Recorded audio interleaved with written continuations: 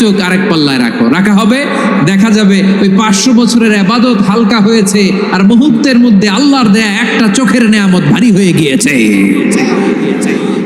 আল্লাহ বলবেন তোমার কথা মতো মাপ দেয়া হলো, এবার ফলাফল দেখো, হিসাব বলে তুমি এখন জাহান্নামে যাবা, go to the hell fire, যাও এবার জাহান্নামে যাও। মাপ জোখে যখন আসছো আমার সাথে হিসাব ক্যালকুলেশন, যাও তুমি এবার জাহান্নামে যাবা।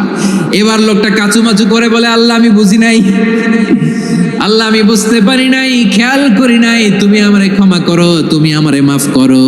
ও আল্লাহ এবার আমি টের পেয়েছি, এবার আমি বুঝতে পেরেছি তোমার দয়া ছাড়া দুনিয়ায় কেউ জান্নাতে যেতে পারবে না, কেউ পারবে না। আল্লাহ বললেন ওরে গোলাম তুই তো কিছুই ছিলি না, অস্তিত্বহীনতা থেকে তোরে অস্তিত্বে আনলো কে? ওই ছোট্ট শুক্রাণু থেকে মায়ের পেটে 9 মাস ধরে খাবার দিয়েছে কে? আবার সুস্থতার সাথে দুনিয়ার বুকে তোরে ডেলিভারির ব্যবস্থা করে দিল কে? আবার তোর মায়ের বুকের ভেতরে 2টা খাবারের লাইনের ব্যবস্থা করে দিল কে? আবার তোকে শৈশব পেরিয়ে কৈশোর পেরিয়ে তারুণ্য, তারপরে যৌবন, এগুলো দান করলো কে? তার চেয়েও বড় কথা, পাহাড়ের মাঝখানে সাগরের মাঝখানে 500 বছর ইবাদত করার শক্তি তোর গায়ে দিয়েছে কে?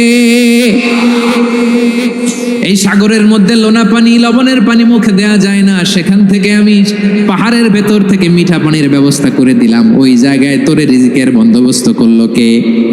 সকাল বিকাল 2 বেলা টসটসে ডালিম খাওয়ার ব্যবস্থা করে দিল কে?